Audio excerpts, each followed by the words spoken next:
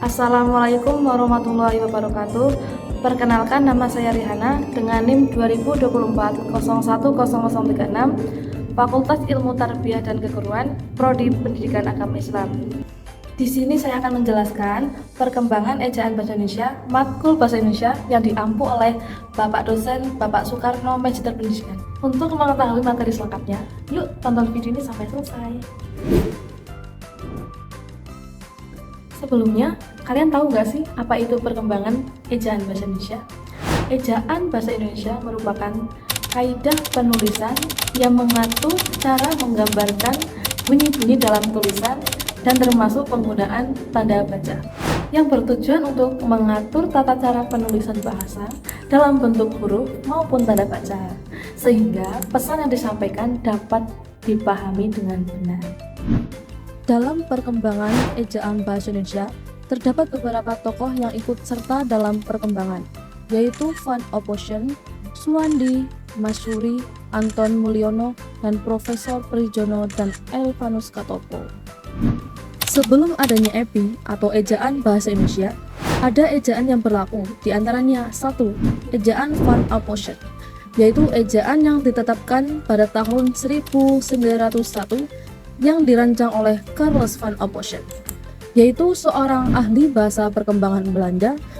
Ejaan ini menggunakan huruf Latin dan sistem ejaan bahasa Belanda. Yang kedua, ejaan Republik atau ejaan Suwandi, ejaan yang dibuat oleh tim yang dipimpin oleh Mr. Suwandi yang merupakan Menteri Pendidikan dan Kebudayaan pada saat itu. Ciri-ciri ejaan Republik sebagai berikut. Huruf OE diganti dengan U pada kata-kata seperti guru, itu, umur, dan sebagainya. Bunyi hamzah dan bunyi sentak ditulis dengan K pada kata-kata seperti tak, pak, rakyat, dan sebagainya. Kata ulang boleh ditulis dengan angka 2 seperti pada kanak angka 2, berjalan angka 2, keberatan angka 2, dan sebagainya. Dan yang ketiga, ejaan yang disempurnakan atau EID. Perubahan terakhir yang disignifikan adalah penerapan EID yang lebih modern, yang mengutamakan keseragaman dalam ejaan. Contoh perubahan, CH diganti menjadi C, misalnya cik menjadi cik, TJ diganti menjadi C, misalnya cinja menjadi cinta, TJ diganti menjadi C, misalnya cicap menjadi cap.